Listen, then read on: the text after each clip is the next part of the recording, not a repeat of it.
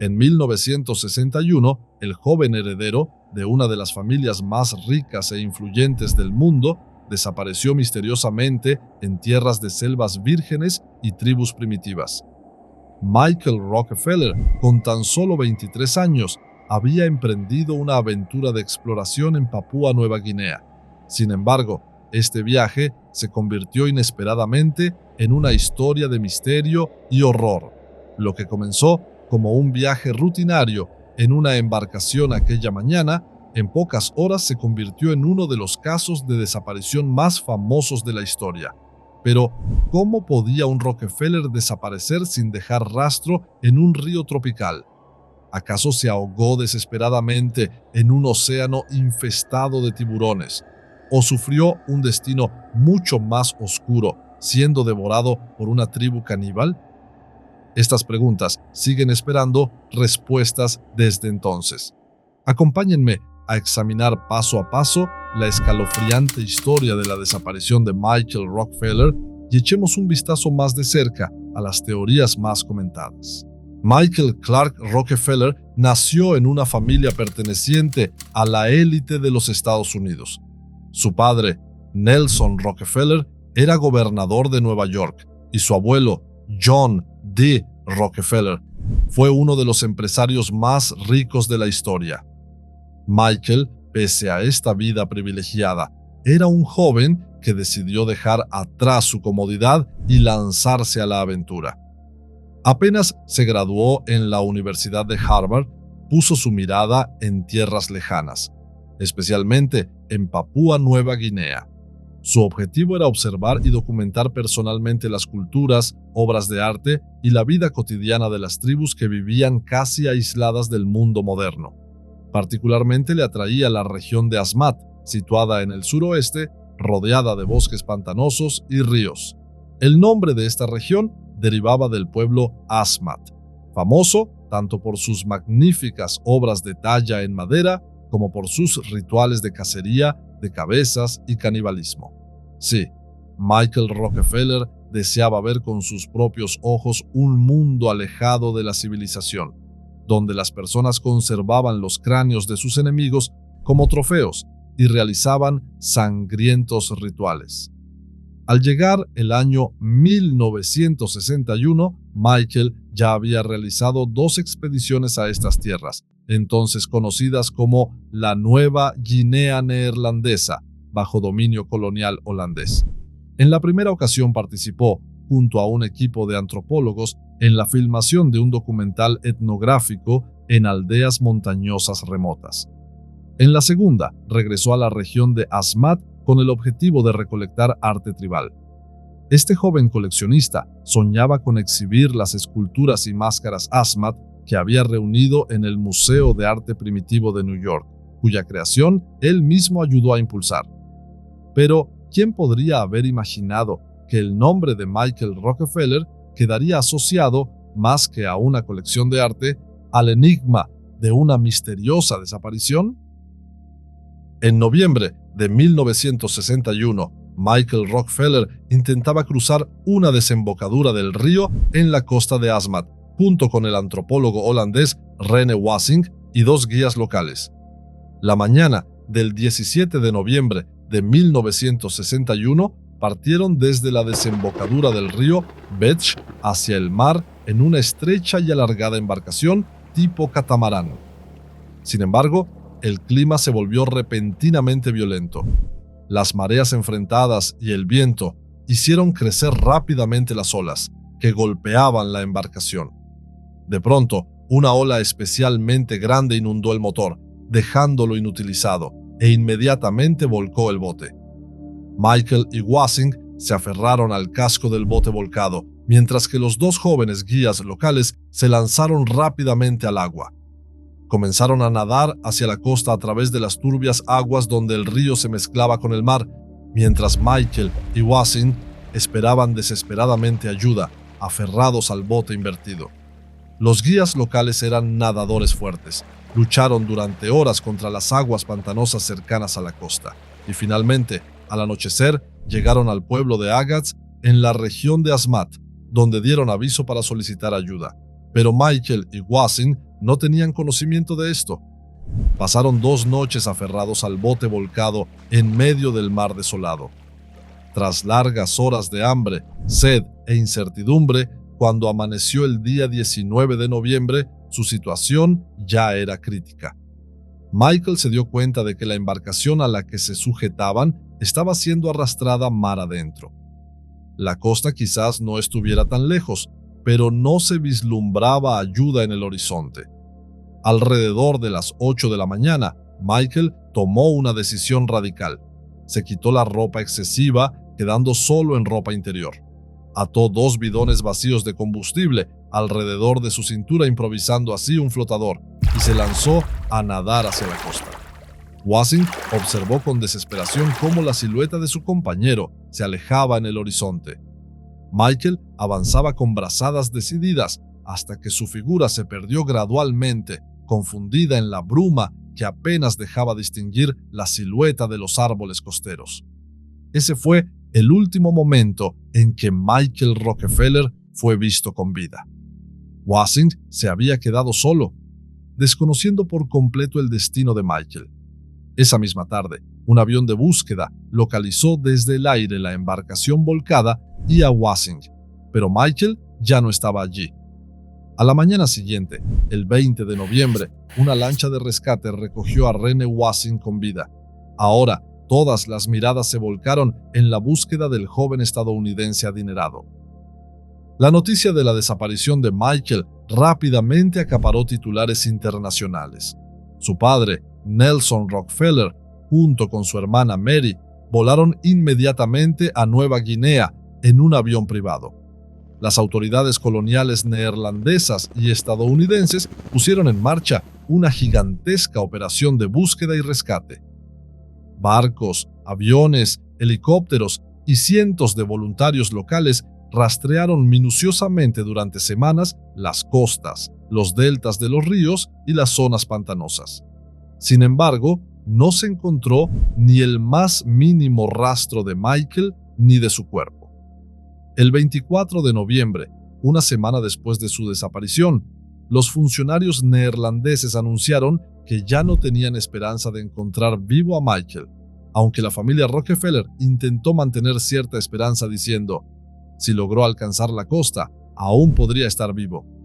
El 28 de noviembre, el padre Nelson y su hija se vieron obligados a regresar a su país. Las operaciones de búsqueda continuaron 2 semanas más, pero a mediados de diciembre, la búsqueda oficial fue suspendida. El resultado fue una enorme incertidumbre. Con el fracaso de la operación de rescate, el caso de Michael Rockefeller se convirtió en un auténtico misterio. Las autoridades y la familia expresaron inicialmente la teoría más lógica. Michael probablemente se había ahogado mientras intentaba llegar nadando a tierra. Las corrientes oceánicas eran fuertes. El joven pudo haberse agotado, arrastrado por la corriente o haber sufrido hipotermia. Algunos incluso sugirieron que pudo haber sido atacado por tiburones o por los cocodrilos de agua salada que habitan la zona. Esta versión quedó reflejada en los informes oficiales. La causa probable de la muerte de Michael fue registrada como ahogamiento. Sin embargo, esta explicación no satisfizo la curiosidad de mucha gente. No había una sola prueba concreta. El cuerpo de Michael jamás fue hallado. Él llevaba consigo bidones de combustible como flotadores y era un joven atlético y bien entrenado. Quizá realmente había logrado llegar hasta la costa. Si así había sido, ¿a dónde había ido después?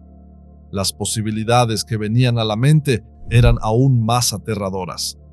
En periódicos y rumores de la época comenzaron a circular otras teorías. Aunque Nelson Rockefeller parecía ignorar las especulaciones sobre el destino de su hijo, la prensa internacional estaba llena de rumores. En este punto, la desaparición de Michael Rockefeller dio lugar a 3 teorías principales. 1. Que murió ahogado o fue devorado por animales salvajes en el mar. 2. Que fue asesinado por tribus locales, incluso víctima de canibalismo. O 3. Que sobrevivió y vivía secretamente entre los nativos. Ahora analicemos estas teorías una por una. La explicación más común y lógica era que Michael, lamentablemente, perdió la vida en el mar antes de llegar a su destino. Tras el vuelco de la embarcación, el joven explorador, ya exhausto tras horas de lucha, intentó nadar una difícil distancia estimada entre 3 y 10 millas. Posiblemente, las fuertes corrientes del océano lo arrastraron mar adentro hasta agotarlo completamente. En tales circunstancias, pudo morir ahogado o bien ser víctima de tiburones locales. En mares tropicales no era sorprendente que un cuerpo desapareciera rápidamente. Las corrientes podrían haberlo llevado lejos o los animales marinos podrían haberlo desmembrado. De hecho, dado que los equipos de rescate no hallaron ningún rastro de Michael, esta teoría inicialmente fue aceptada como el escenario más probable. Sin embargo, ciertos detalles hicieron cuestionar la hipótesis del accidente. Los 2 bidones vacíos de combustible que Michael ató a su cintura le proporcionaban una flotabilidad adicional. Resultaba extraño que un nadador experimentado equipado con tales bidones hubiera tenido un destino peor que Wasing, quien había sobrevivido 2 días en el mar. Además, según declaraciones de las autoridades neerlandesas, los ataques de tiburones eran extremadamente raros en las costas de Asmat. La zona estaba poblada principalmente por tiburones de arrecife, poco habituados a la carne humana y generalmente inofensivos para las personas. No obstante, era difícil hablar con certeza. Muchas personas, incluyendo a la familia Rockefeller, aceptaron la versión oficial del ahogamiento y se llevó a cabo un funeral en memoria del joven. Pero una pregunta seguía resonando en la mente de todos. ¿Y si no se ahogó? Si Michael logró alcanzar la costa, ¿qué le sucedió después? La teoría más escalofriante e intrigante que rodeó la desaparición de Michael Rockefeller fue la posibilidad de que hubiera sido asesinado e incluso consumido ritualmente por una tribu nativa en Papúa Nueva Guinea. Aunque esta idea pudiera sonar a leyenda en un primer momento, dadas las tradiciones del pueblo Asmat, no era en absoluto imposible. Las aldeas Asmat eran grupos que en esa época tenían aún un contacto muy limitado con el mundo exterior. Entre ellos se enfrentaban frecuentemente en combates y practicaban la tradición sangrienta conocida como la cacería de cabezas, considerando derramar la sangre de sus enemigos y consumir su carne como parte del equilibrio cósmico. Michael Rockefeller estaba internándose precisamente en estas tierras, intentando documentar su cultura, y además lo hacía solo y sin protección alguna. Inmediatamente después de conocerse la noticia de la desaparición de Michael, comenzaron a surgir discretamente los primeros rumores en la región. Aunque las autoridades neerlandesas aseguraron a la familia Rockefeller que no había indicios de que los nativos hubieran matado al joven, los rumores no pudieron ser contenidos. Misioneros católicos locales y algunos funcionarios regionales comenzaron a escuchar historias extrañas provenientes de las aldeas vecinas justo al concluir las operaciones oficiales de búsqueda. Poco después, estas historias fueron recopiladas y convertidas en informes. Un sacerdote llamado Hubertus van Pasch, destinado en la aldea de Omadecep, registró los testimonios de 4 nativos que tenían estrechas relaciones con la aldea vecina de Otsjaneb. Según sus relatos, Michael Rockefeller había llegado hasta la costa, había sido encontrado por guerreros de Otsjaneb y posteriormente asesinado y devorado. Al mismo tiempo, otro misionero llamado P. Cornelius van Kessel, con quien Michael había planeado reunirse, escuchó rumores similares provenientes de la aldea de Otsjaneb. Tras entrevistas detalladas con los lugareños, redactó en diciembre de 1961 un largo informe. En su documento, Van Kessel destacaba que los detalles proporcionados por los aldeanos coincidían exactamente con sus propias investigaciones, resaltando una frase con letras mayúsculas. Es seguro que Michael Rockefeller fue asesinado y devorado por la gente de Otsjaneb. Los informes ofrecían detalles estremecedores del crimen, identificaban a cada uno de los hombres implicados en la muerte de Michael e incluso especificaban qué partes del cuerpo poseía cada persona. Pero, ¿cuál fue el supuesto motivo del asesinato de Michael por parte de los nativos? La respuesta se encontraba en un sangriento incidente ocurrido 4 años antes de la desaparición. En diciembre de 1957, tras un enfrentamiento violento entre las aldeas de Otjaneb y Omadesep, varios hombres Asmat murieron. Poco después, un oficial neerlandés llamado Max Lapré decidió castigar a la aldea de Otjaneb. Policías armados bajo sus órdenes realizaron un ataque, matando a 5 hombres Asmat. 4 de ellos eran líderes del Jeu, la casa ceremonial masculina más importante del pueblo. Según las creencias Asmat, las almas de estas víctimas permanecerían inquietas y lanzarían una maldición sobre la aldea, a menos que fueran apaciguadas mediante la sangre de quienes los habían matado, es decir, tomando una cabeza como represalia. Sin embargo, Lapré y sus hombres, responsables de la matanza, ya habían abandonado el lugar hacía tiempo y no quedaban otros hombres blancos en la zona. Parecía imposible para los Asmat llevar a cabo su venganza, hasta que en 1961 Michael Rockefeller apareció solo en su camino. Según los informes de Van Kessel y Van Pai, el lugar donde Michael habría llegado nadando coincidía exactamente con la zona en la que un grupo de guerreros de la aldea de Otjaneb había acampado. Unos 50 hombres de Otjaneb se habían desplazado la noche anterior por la costa en canoas y al amanecer del 20 de noviembre se encontraban descansando en la desembocadura del río Euta. Exhausto y debilitado, Michael pisó tierra justo en ese momento y se topó de frente con el grupo. Los guerreros Asmat vieron ante ellos a un joven blanco saliendo del agua, visiblemente agotado. Para algunos pudo parecer un náufrago que necesitaba ayuda. De hecho, según los testimonios, algunos consideraron rescatarlo y subirlo a sus canoas. Sin embargo, uno de los líderes del grupo, un guerrero llamado Pep, no dudó. Le apuntó con su lanza y la clavó en sus costillas. Este primer golpe no fue letal, pero desencadenó la acción de los demás. Rodearon a Michael y lo mataron de forma brutal en el acto. Luego, siguiendo las tradiciones Asmat, le separaron la cabeza del cuerpo y lo descuartizaron. La tribu había consumado la venganza largamente esperada. Se decía que el cráneo de Michael fue colgado en la casa del jefe Finn, mientras que sus fémures fueron guardados para fabricar lanzas.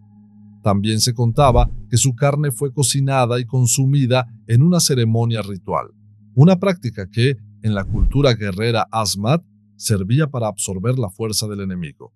Estas aterradoras afirmaciones fueron inicialmente ocultadas por las autoridades. Aunque los informes de los misioneros llegaron al gobierno colonial neerlandés en diciembre de 1961, el gobernador de Nueva Guinea, Pieter Laetz, escribió en un telegrama secreto a La Haya: «Aún no hay pruebas. Por lo tanto, no es apropiado compartir esta información con la prensa ni con la familia Rockefeller». La iglesia también ordenó a los sacerdotes guardar silencio. El asunto era frágil como una vitrina de cristal y permitir la propagación de los rumores podría dañar seriamente las actividades misioneras. En marzo de 1962, cuando la agencia Associated Press publicó una noticia filtrada desde la región con el titular «Rockefeller fue asesinado por caníbales», el gobierno neerlandés lo negó rotundamente, afirmando que se investigó y no se halló evidencia alguna. Sin embargo, la verdadera investigación apenas estaba comenzando. En secreto, se encomendó la tarea a un joven oficial neerlandés llamado Wim van de Waal, irónicamente, el mismo que había vendido su bote a Michael. A mediados de 1962, Van de Waal se instaló durante meses en la aldea de Otjaneb para llevar a cabo su propia investigación. Aunque al principio los aldeanos se mostraron recelosos ante su presencia, con el tiempo logró ganarse su confianza. Tras 3 meses, la historia que escuchó no difería demasiado de los relatos de los misioneros. El pueblo de Otjaneb, aunque de manera indirecta, admitía haber matado a un hombre blanco. Cuando Van de Waal pidió pruebas concretas para presentar a sus superiores, los nativos lo guiaron hasta un punto en el bosque donde desenterraron un cráneo y algunos restos óseos cubiertos de barro. El cráneo carecía de mandíbula inferior y tenía un agujero en la sien, exactamente como los que los guerreros Asmat perforaban ritualmente para extraer el cerebro. Van de Waal recolectó estos restos, pero justo en ese periodo comenzaba el proceso de transferencia del control de Nueva Guinea a Indonesia. Su informe nunca fue completamente incluido en los registros oficiales. Los neerlandeses se retiraron silenciosamente de la isla y el caso Rockefeller fue cerrado oficialmente. Durante décadas, la teoría de que Michael Rockefeller fue asesinado por nativos quedó como un rumor sin pruebas definitivas, pero la información surgida entre bastidores atrajo el interés de algunos periodistas de investigación. En 2014, el escritor Carl Hoffman publicó sus años de investigación en el libro Savage Harvest, Cosecha Salvaje. Hoffman reunió los informes secretos hallados en archivos neerlandeses, evidencias del lugar de los hechos y entrevistas con ancianos Asmat, y descubrió que los relatos se confirmaban entre sí. Todo indicaba que Michael había alcanzado la costa y había sido asesinado por los guerreros de Otjaneb. Los ancianos con los que habló Hoffman confirmaron que los nombres de los asesinos mencionados en los informes coincidían con los hijos o familiares cercanos de los líderes muertos en 1957. Estos hombres habían cumplido una misión sagrada para vengar la sangre derramada de sus padres. Según los testimonios, cuando Michael llegó a tierra firme, ya no era el hijo de la familia más poderosa del mundo. En el territorio Asmat era simplemente una presa más. Mientras las lanzas atravesaban su cuerpo, los guerreros de Otjaneb creían que estaban restaurando el equilibrio del mundo. El pueblo mantuvo esta historia como un secreto mítico, transmitido oralmente entre generaciones, pero jamás la confesaron oficialmente. Según la cultura Asmat, hablar abiertamente de tales hechos podía provocar represalias físicas o espirituales. Si le cuentas esto a alguien de otro pueblo, morirás, susurraban, asegurando así que el secreto se perpetuara en el tiempo. A la luz de toda esta información revelada, hoy en día podemos afirmar que la teoría del asesinato por parte de una tribu caníbal, en el caso de Michael Rockefeller, cuenta con evidencias bastante sólidas. Aunque pueda sonar increíble, es posible que la vida del joven explorador haya terminado precisamente a manos de la sangrienta tradición que tanto le fascinaba de la cultura Asmat. Sin embargo, dado que nunca se ha presentado una prueba oficial y concluyente, por ejemplo, restos confirmados por análisis de ADN, ni siquiera la familia Rockefeller ha validado esta hipótesis de manera definitiva. El velo del misterio, incluso después de más de 60 años, no ha sido completamente levantado. Quizá la más insólita y sorprendente de todas las hipótesis sobre Michael Rockefeller es la que sostiene que no fue asesinado, sino que logró sobrevivir y vivió durante años entre una tribu local. Esta teoría, por supuesto, es altamente especulativa y muy controvertida, pero ciertos indicios que han surgido ocasionalmente han mantenido viva la idea. Desde un inicio, hubo quienes pensaron que Michael tal vez había sido capturado por los nativos, pero no asesinado, sino que simplemente no había logrado comunicarse con el mundo exterior. Incluso, mientras aún se desarrollaban las labores de búsqueda, hubo quienes sostenían que podría estar viviendo en algún lugar de la selva. Pero, ¿en qué se basa exactamente esta idea? Durante años no apareció ninguna prueba concreta. Solo se compartieron algunas anécdotas que alimentaban el «y sí». Algunos guías turísticos afirmaban que en los años 70 se hablaba de una leyenda sobre el espíritu del hombre blanco en la región, e incluso se mencionaba haber visto a una figura extraña de aspecto forastero moviéndose entre las tribus. No obstante, estas historias no pasaban de ser rumores. Pero a finales de la década de 2010 surgió un suceso que dio nueva vida a esta teoría. Salió a la luz una antigua grabación en video, supuestamente filmada en los años 60, que atrajo gran atención mediática. En las imágenes se veía un ritual de la tribu Asmat en Papúa Nueva Guinea.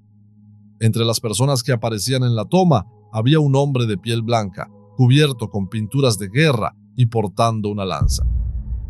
Vestido y adornado, igual que los nativos que lo rodeaban, ese individuo destacaba como el único que no parecía pertenecer al lugar. La prensa tituló la noticia con frases como «Rockefeller pudo haber vivido durante años con una tribu caníbal». Según algunos, los rasgos del rostro de este hombre blanco se parecían a los de Michael, y esto llevó a pensar que el joven desaparecido no había sido asesinado, sino que había sido aceptado por la tribu y logrado integrarse a ella. Aunque esta afirmación generó un gran interés, los expertos la recibieron con cautela. Resultaba prácticamente imposible demostrar que el hombre en el video era realmente Michael Rockefeller. La calidad de la imagen era baja, y con tantos años transcurridos, el aspecto de Michael podría haber cambiado radicalmente. Aún así, los teóricos de la conspiración no tardaron en elaborar relatos aún más elaborados. Rockefeller sobrevivió y se convirtió en un dios blanco que lideró la tribu. Algunas versiones afirmaban que les enseñó conocimientos tecnológicos, envejeció entre ellos y murió finalmente como uno de los suyos.